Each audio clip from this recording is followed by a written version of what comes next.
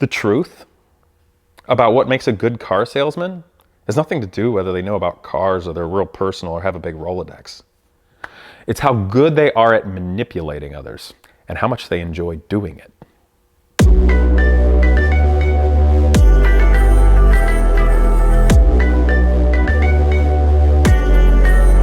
What's up, people? So today I want to talk about car salesmen. Interesting topic, isn't it? If you just say car salesman, it immediately elicits a response in basically everybody. Generally speaking, not very good. So I want to analyze that because it's such a fascinating thing, the car industry, and what it takes to sell a car, be a car salesman across the board, and in general. So let's pinpoint this. First of all, I'm going to make a lot of people mad with this video. So I would like to preface this by saying, no, not everybody's the same, you know, stereotyping, etc. Even though I'm going to be kind of brutal on car salesmen here right now. So, you know, don't hate, but I've got enough information to make this video for a reason. So all of young people out there, people that are car fans, they like fast cars, they like neat cars, whether it's vintage or new. Oftentimes for young people, they think about maybe getting a job selling cars. That's a cool way for them to use their knowledge and their love and impart that upon others to make a sale and get that done. However, that thought and reality rarely actually mix. Because if we start on the baseline, you know, in terms of wanting to sell cars as a young person, you knowing a lot of information about the car and loving the car on a scale of importance from here being the top and here being zero is somewhere right about here for car dealerships.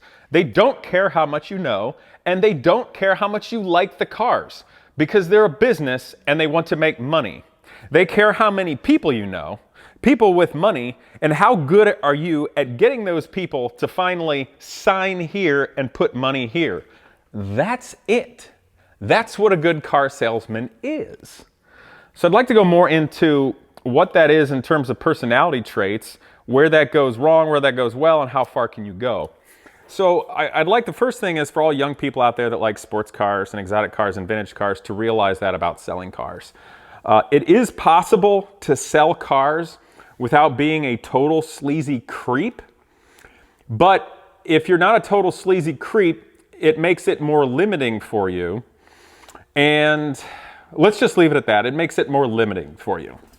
In my own experience of selling cars, it was things of my own, which were interesting cars, cult classics, race cars, things like that had a niche, they had a market, they were what they were, I represent it as well as I can, people want it, and then hopefully they eventually buy it and you make a good deal. So that's really as a hobbyist. I did spend some time selling classic cars as a job. Still exactly the same thing. It's just that when you get into that, the buying and selling of classic cars, it's a business. So you actually have to separate your love from the cars. You've got to separate that.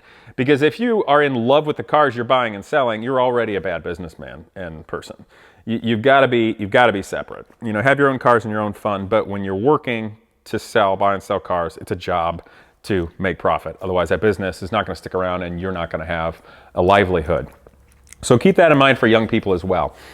But I'll be frank, I generally dislike car salesmen completely.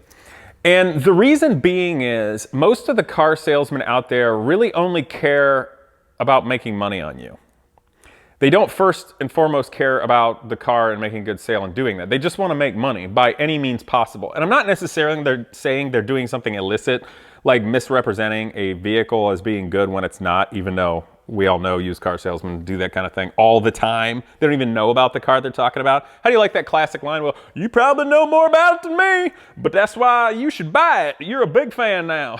You know, I mean, it's just so dumb.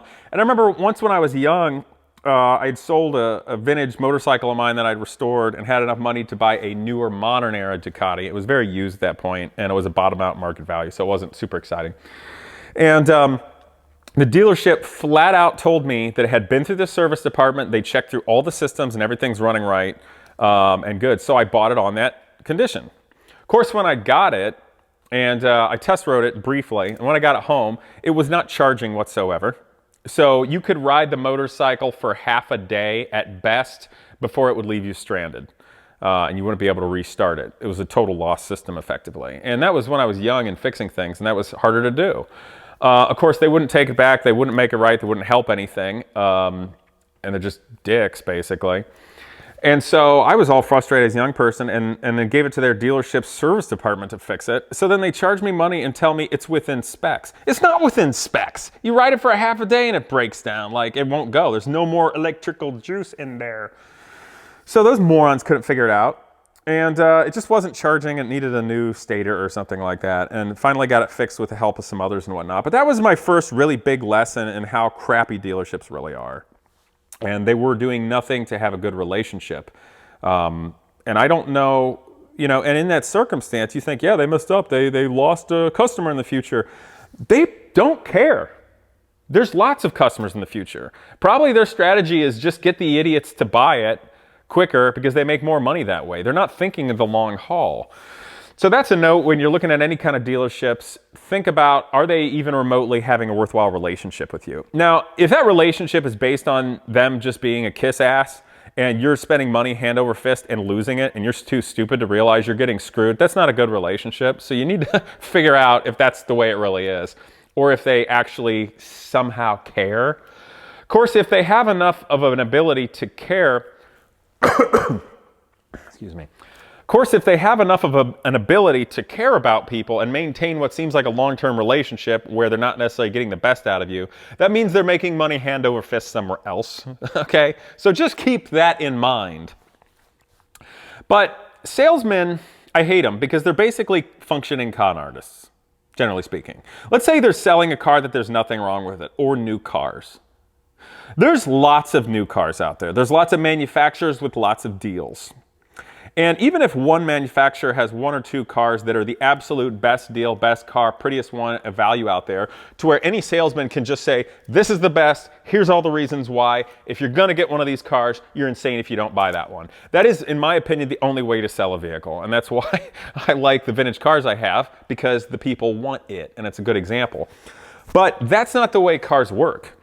So then it becomes the art of the deal, the art of selling.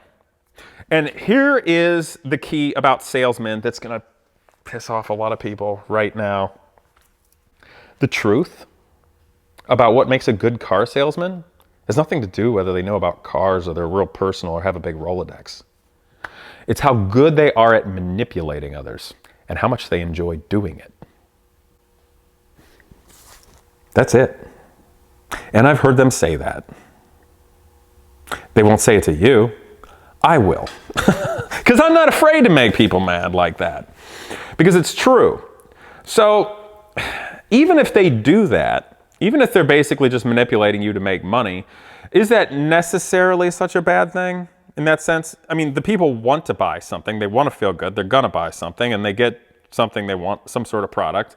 And if the salesmen aren't manipulating them to buy something that's junk or doing something illicit, that's kind of the nature of sales. But the thing that stinks about it is that's also where the dealerships make tons of money on service, on not giving the proper warranty claims, on selling you all kinds of stuff like way back in the day, like undercarriage rust proofing spray and stuff. Oh, give me a break. Like, I mean, it's fun for me because I know so much about cars and what goes into them and fixing them, and also looking at risk assessment and whether you need a warranty or not and what it is, and pay attention to all these things and buying cars out at market value. So I just don't need their BS, and it doesn't work on me. And I could do that if I wanted to, but my core values won't let me be a con artist, basically, or a car salesman, or manipulate people. That's not me. I don't like it.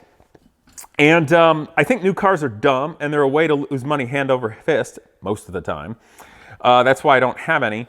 And so basically what happens with me is, since I know all about cars and markets and how that goes, and I can sell things and I understand the market and everything goes into it, how the dealership works, and the general mindset and techniques of car salesmen, I can screw with them. Or just shut them down, and it's so much fun. I do. I get enjoyment out of that, which probably makes me kind of a bad person now because I'm enjoying like kind of going like that to the cons. But it's sort of fun at times. I don't really make a hobby of that because that's stupid and immature and I have better things to do with my life. But every once in a while in the past, when I'd be interested in buying some sort of used car that ends up at a dealership, for instance, the four-door older Mercedes my wife drives, I got that used. It happened to be at a dealership. And, you know, I bought a Porsche 944 back in the day at a dealership, and, you know, numerous other things. So I thought I'd share a couple stories with you. The white 944, since I brought it up way back when, I wanted a white one. I think that's the prettiest color for a Porsche. And my dad went with me, so that way if I make the deal, you know, we can drive the car home because, you know, you need two people to go with you in case you bring it and go home. And it was a smaller dealership, smaller used car dealership. So they have that kind of stupid old game, like it's 30 years ago, where the salesman gets you down, get you sit down. My dad's right here with this guy. And he's like, well, what are you thinking to do this? You know, and it's like, well, let me go check with my manager. Oh, really? You don't have the power to make the deal? You got to go check with your manager, like intimidate me like this is some magic place of all these special people that make special deals just for me. Give me a break. Like, this is bad theatrics, but I'm going to let you waste your energy on it. So he goes back and he's doing things and we're making the deal. And I think they wanted like, I don't know, $8,000 or something for this 944, which was too much, flat out. The value at one of those things and the condition of it was, if I was going to sell it and I was going to do well at the sale and feel really good about it, was probably going to be about $7,200. And of course, like $8,000 or $9,000, whatever they were asking was idiotic dealership money. They're hoping some moron comes through that doesn't know anything. And it's generally how they work. But the car had been sitting there for a little while. I figured that out once, so they're going to want to move it and get rid of it. It's coming relatively closer to the end of the month, so that helps in my buying power a little bit because of quotas and crap and how they do that. And how it comes down, I just told them flat out, and this is the best way to shut down used car salesmen. Just shut them down. First of all, you got to be steadfastly confident in both yourself, the exact verbiage you use and words, and know that car inside and out and can assess it and know the market value. Boom. Argue with that, car salesman. So I drive this thing, you know how the body is, you know how it is, the tires roll, it was okay, the interior was nice, and I'm looking at it going, okay, like the base is good, the miles are low, everything's decent. But the things that people will rip the car up, like the timing belts need to be done, and the tires are old, and things like this, I can beat the car salesman up on because I can fix that relatively easy, and he knows that's gonna hurt it. So basically, my technique on beating this car salesman that's gonna use his stupid techniques on me was basically demoralize him and the car, which is terrible, but it's fun to do in that circumstance because they're like, oh, it's a Porsche. Oh, isn't that a peach? She's a cream puff. That's a runner. I'm like, you're an idiot. I didn't say that, but that's what I think when they say things like that. And so I'm like, test drive it. You just got to be like cordial, confident, but no emotion, no excitement. Do not show fear in the heart. In front of the enemy, which effectively does, don't be excited about the cars you were looking at. Don't be a dick, but don't be excited, right? So I drive the car, assess it, figure it out, all little details, everything like this, and I said, look, man, here's the deal. The car year is this, the mileage is this. These are the things that are good about it, and here's the laundry list of things that are not good about it. These are the things, all of this will cost a regular person going to a mechanic shop, and here's this. And you're already overpriced if this car was in good condition, okay, at where he's at. And he's like, well, what do you want to do? What do you want to offer? And then so like he's on his heels right now a little bit, his technique, because I ended up being smart about cars and just going boom. And he's like, oh crap. So I hit him. I'm like, you know what, man? I wouldn't be $6,000. I'm gonna be like $5,500 or something. You got a massive thing here, and then I got to decide if I want to put in the time. See how it is? It's not just the number. It's like, I don't even know if I want to screw with this. Like, I'm going to do you a favor. And so the guy thinks about it, he goes away, he's like, well, it has to be more than that. And he says, well, what can you do? That question, if a car salesman asks you, what can you do? You don't answer it. Or if you do answer that, because it's a way for them to find out how much money power you have. Never answer that question. That is a bait from a car salesman. And I say, well, there's a big difference between what I can do and what I will do. And right now, I will do $5,500 on this car. That's it, because here's the reasons why. So bam, steadfast, shut him down again. So he checks on that, and he comes back, and he's like getting around, and he's like, dude, I wasn't going to do it for less than, like $7,000. And I kind of can believe that, because dealerships are dumb, and they're stuck with this car or whatever. I go, look, man, I'm going to do this one last time. That's it. If that doesn't work for you, I'm done. I was just like, thank you for the time, but I'm going to be out of here. And I said, I'm going to be at $6,000. And do not ask me for a cent more. $6,000, we make it happen right now, otherwise forget it. So see what it is. You came up, you gave him field goal on that. So he goes away, him hauls around with the so-called theatrics of the manager. I don't know if he talked to him or not. And he said something to the effect, and this is where my dad, I think this was like the one moment in my life where my dad was proud of me. He goes, I feel like the donut media guy right now where he's always yelling, yeah, Dad! Anyway, so he said something, he's like, well, we talked about it, and he's like, would you do $6,500? I'm like, no, $6,000, like I told you. And then he goes, okay. And my dad kind of goes, he's like, yes, because my dad sold cars a long time ago, and this guy's using the dumb old sales technique, and my dad figured, that was the moment my dad was like, yes, he didn't budge. Anyway, long story short, I bought the car for $6,000, hooray. But it's just the funny old techniques. Now that guy was using, kind of employing the old-timey car salesman techniques that I'd say is kind of like the 1980s, pre-internet. And that's dumb. But, you know, young car salesmen, there's two kinds.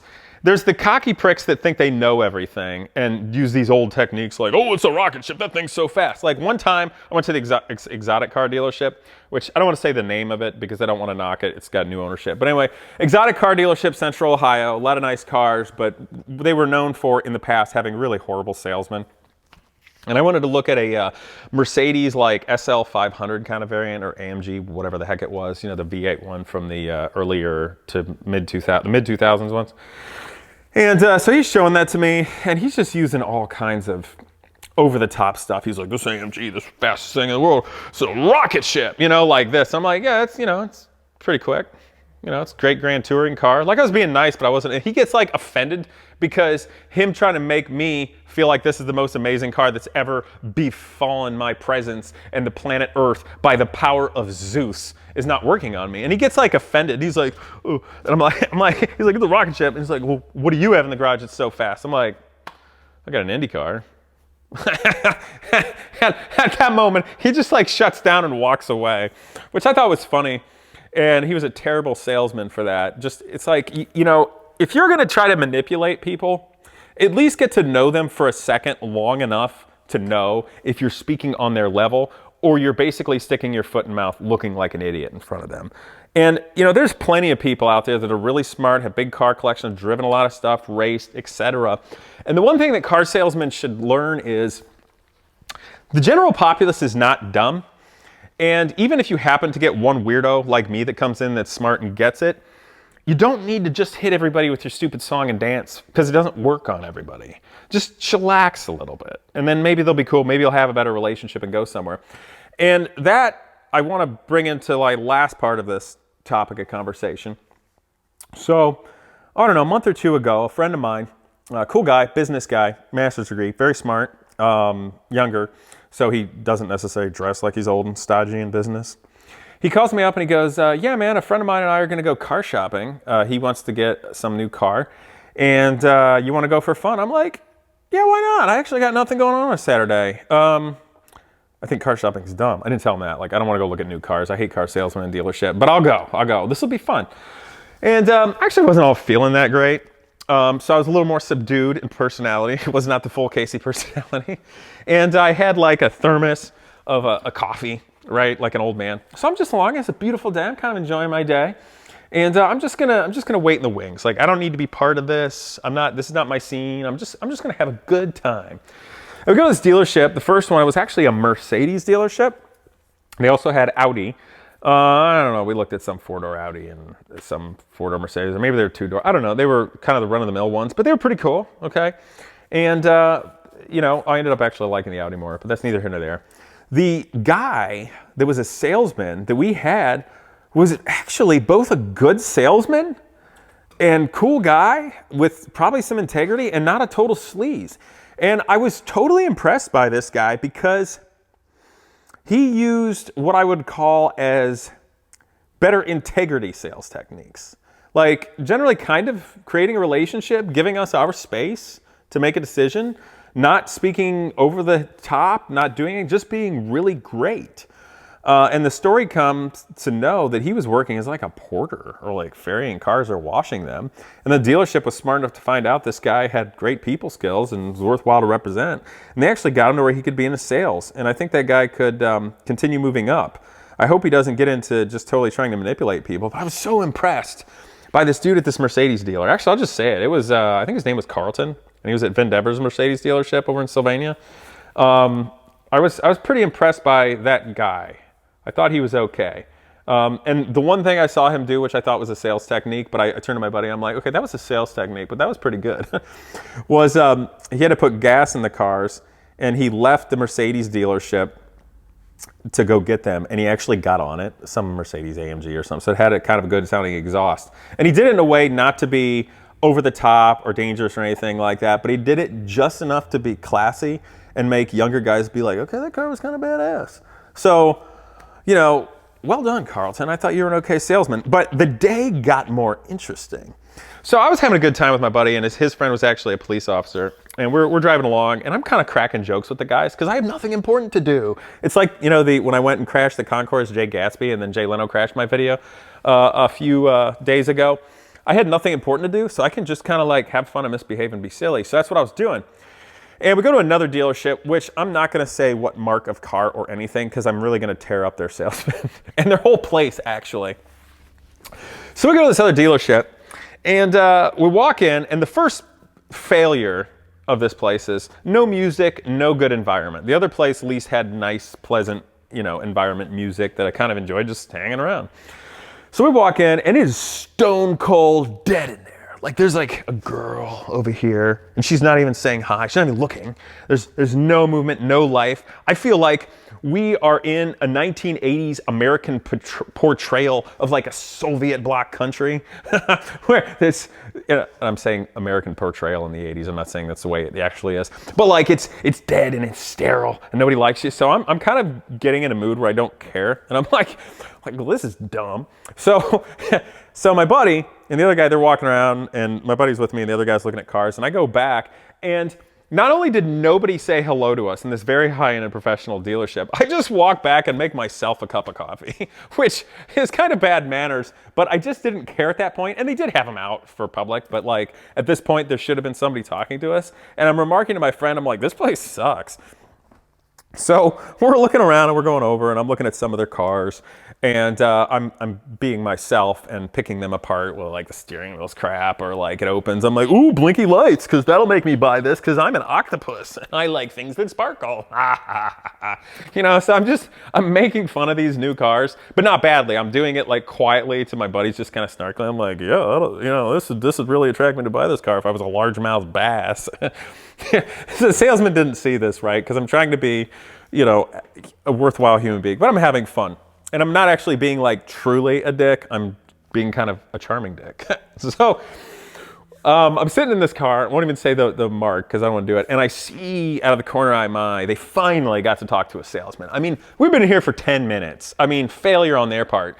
Like, don't be one of those salesmen that's like attacking people in the parking lot like it's the African savannah. It's like, and then you got an up, and salesmen are like lurking in a tent behind a car in case they see you on a Sunday. Oh God, that's the worst.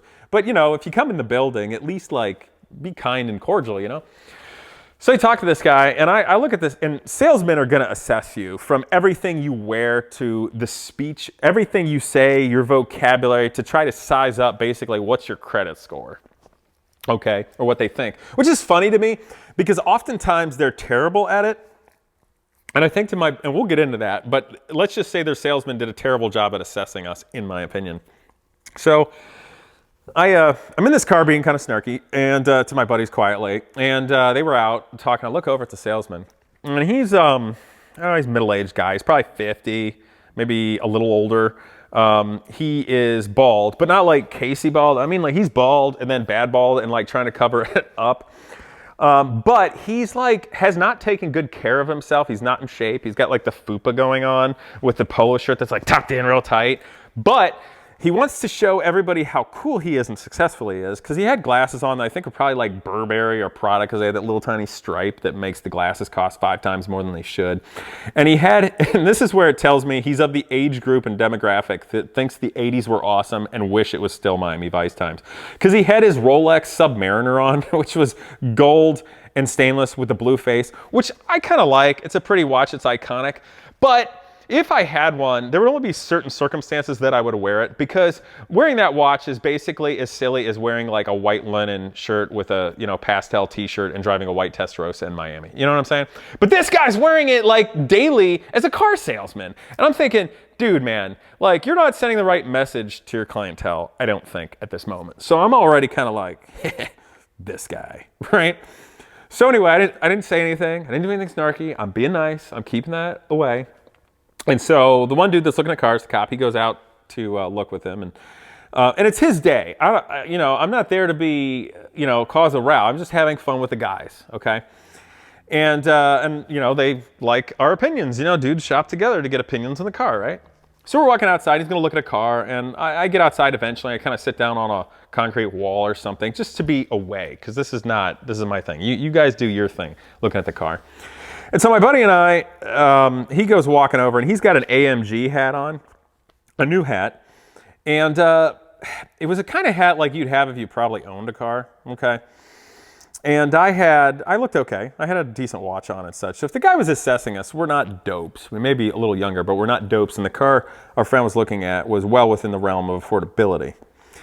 And so we're walking around the car, we go to get in, and I'm being quiet and nonchalant. And the car salesman, who is at a competing place for Mercedes AMG, looks at Andrew's hat as we're going to get in, and he goes like, yeah, you should flush that hat down the toilet, verbatim. And I was like, I kind of looked at my buddy like, really? And he says something, and I'm like, no, he doesn't. And I say something. This is when I start talking. I'm like, yeah, Andrew, you should totally just flush that hat that represents your amazing Mercedes AMG GTS down the toilet. Because at that moment, like, don't insult a guy's friend that you're trying to sell a car to by saying your market car is better, even though my buddy here has a car that's way more valuable than this and basically the flagship of that mark. Idiot. So my snarky attitude is coming out a little bit more. But I said it to Andrew. I didn't direct it at the sales. And we get in, I'm being quiet. He shows him a couple of things. And the car salesman had that like, this car is so fast. It's a 4-door sedan. It might make 300 horsepower. It's not fast. Get over yourself. And he did it in that kind of way, like when we were going to test drive. I was like, yeah, you want to get on it, but don't do it.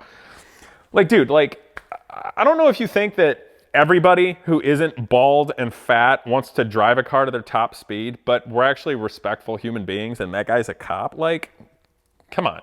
So we got to leave, and that's kind of nice because then we have to deal with the salesman. We're looking at the car. It's a nice car. And actually, I had a lot of nice things to say about it. And I kind of thought that he should either buy this market car and this particular one, or one of the two of the other place. So it's in the realm of, you know, buyability and such. But we're having a good time. And us 3 guys in the car, we're joking around and having fun.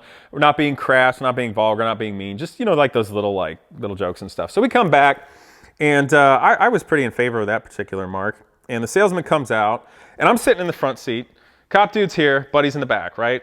And I like saying little things to crack them up. I don't remember what we're talking about. And the car salesman comes over. Now the car salesman doing his thing, right? He's leaning in the door here with the cop, you know, kind of in your personal space, really like, I want you to do what I want, mortal. You know, that kind of crap body posture language. And so he's talking about the car. And first of all, these modern cars are kind of stupid because they've got their gauges, which are now becoming digital, not analog gauges, but they still have the center screen, like people think they need it. It's kind of like a million years ago when the old golf clubs were made of wooden shafts, and then when steel shafts came along, they didn't think people would like steel shafts, so they like put a veneer over it so they still looked like wood. It's like, just get over yourself. We don't need wood golf clubs anymore. Even though that's what I play with, but I'm weird. So anyway, it doesn't make any sense because our phones are so much more powerful and updatable ways of actual navigation and stuff than cars. So I kind of think this is dumb. And the car salesman's going all through this like, whoa, look at this. It's got this, and here's how you display it. I'm like, that's a little complicated. I'm like, oh, that's kind of cool, but unnecessary. And I don't know, it just like the mood was light, and I kind of made a couple jokes. And then it got to this where the car salesman, I could tell, was kind of miffed by my existence because he could tell that this guy was basically listening to us and we're being smart and he's listening to him.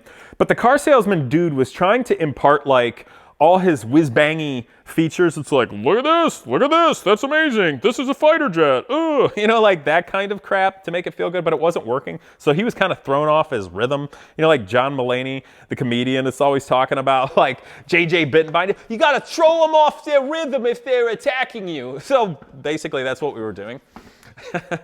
And so I was going to say the comedian, the car salesman, he goes to talk about how it's got a heads-up display. Now, I think heads-up displays in cars are dumb because you already have gauges. And if the gauges are placed in the wrong place that you need them there, then why do you have it? They're basically a gimmick. Okay, I had a heads-up display in a Corvette once. I never used it. Like, okay, I know some of you guys probably like it and all, but it's mostly a gimmick. So he says that, and I'm like, yeah, that heads-up display is going to be great when you're dropping ordnance on the enemy. And that's the way I said it. It was kind of snarky. It was sort of funny because it's ridiculous. I'm not really knocking the car, but just saying like, yeah, really cool. It's totally a fighter jet. So, and that kind of like threw the guy off. He's like, and then, so we were in a good mood, and I think I maybe joked about something else or smiling. And the salesman, you'd think he'd be kind of be feeding with this and enjoying it.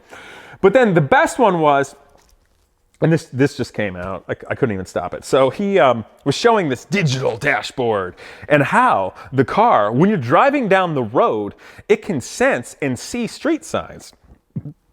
And it'll see a speed limit sign. And when you're driving, it'll actually post a picture of the speed limit sign big on your dash like this. So it's like, speed limit, 55 miles an hour. And he's like, look at this. Isn't this great? And with that, I look over and go, that's terrible. You don't have plausible deniability.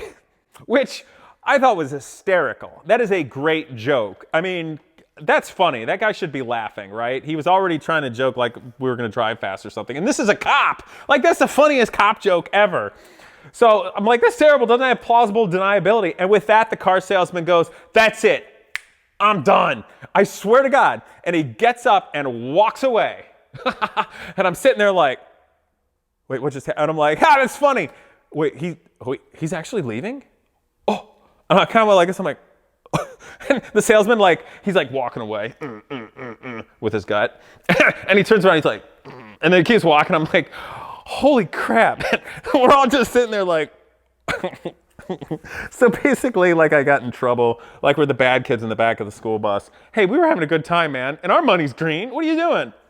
So I say to the dude, the cop guy, I'm like, dude, I'm really sorry. I didn't know. I wasn't trying to be a jerk. I just thought it was funny. He's like, actually, man, that was pretty funny. And I felt so bad because it's his day shopping for cars. And meanwhile, my friend in the back's laughing. Like, oh my God, this dealership sucks. And so the salesman goes away. And it was kind of funnier. And I'm like, no, I'm laughing now. And you guys probably think I'm a terrible person. But come on. It's fun to beat up on a used car salesman con guy that's terrible. So the friend of ours goes back in with the key to give him the key. And I was like, oh my God, I'm so embarrassed. Like, I should not have said this. And I feel bad for our buddy because now he's got to go in there and talk to this salesman. And he comes out and we said to him, like, well, what'd the guy say?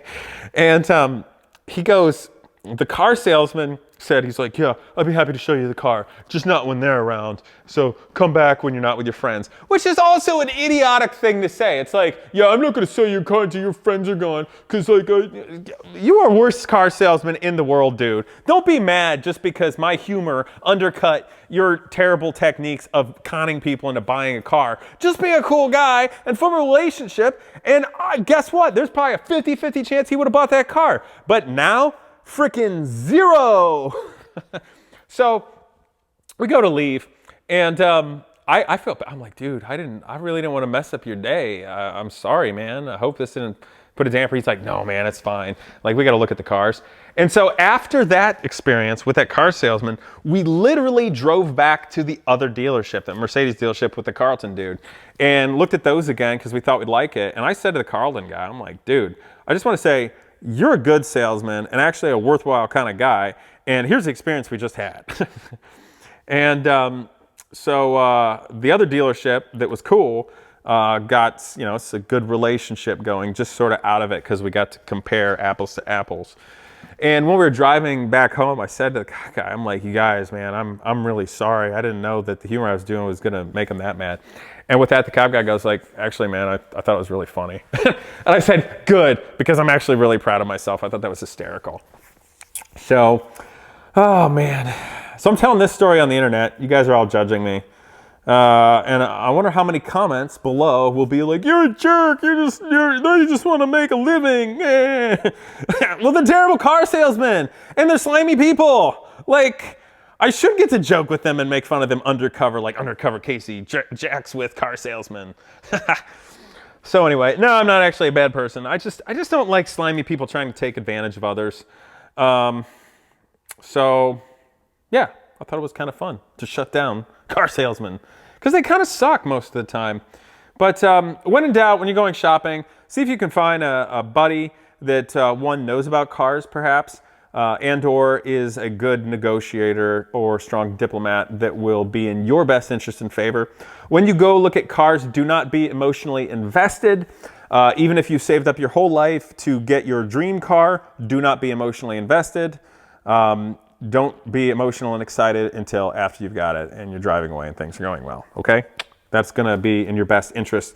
And if you don't like a car salesman or you don't like the way something feels, leave. Just don't deal with that. And if I've made some used car salesmen out there mad, then that should probably tell all of you something about them.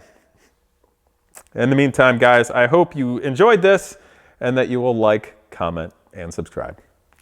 See you next time.